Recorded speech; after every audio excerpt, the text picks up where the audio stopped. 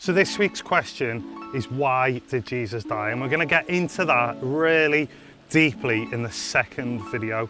But for the first video, you're not going to hear that much from me, but you're going to hear Kirsty's story, because it's really important that when we think about why Jesus died, we have to think about the impact that it has on people, and you can't argue with someone's story. So take a look. This is Kirsty's story. My aunt was like a second mum. She was always there for me, and I felt comfortable with her. I could talk to her about anything, even things that I couldn't with my mum. She was my security. She was the person who would stand up for me and make sure I was okay. And when I was 8, she passed away from cancer. I remember the day when she died. Everyone around me was really upset, but I couldn't cry. I couldn't show any emotion, so I kept all my pain inside. At the time, it made me feel empty, yet so overwhelmed. I felt like I needed a really big hug. You feel helpless and vulnerable, and it's annoying because nothing that anyone can say or do will help you. When I was 13, I moved to Hong Kong.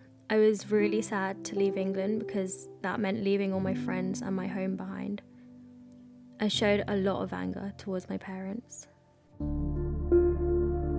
It was really hard for me to make friends at my new school, and I really struggled with the move. I started to show my emotion by hurting myself. I thought it was normal, but then I went to see a psychiatrist and I was diagnosed with depression and anxiety. Throughout that time I was going to church, but I wasn't going for the right reasons. I remember being on holiday in the UK and I was invited to this Christian event for young people. I'd been there before, but this time was different. I really let myself loose with God and became vulnerable. I didn't want to live the way that I was living anymore, and I just really wanted to give things to God. My biggest fear was seeing my parents in pain over the things that I'd been doing to myself, and I just couldn't bear the thought of that. So I remember being prayed for that night and asking God if He's real to show me, and that's when I felt His embrace for the first time. It was like that hug that I had always wanted. I knew that this was when I needed to make more of an effort.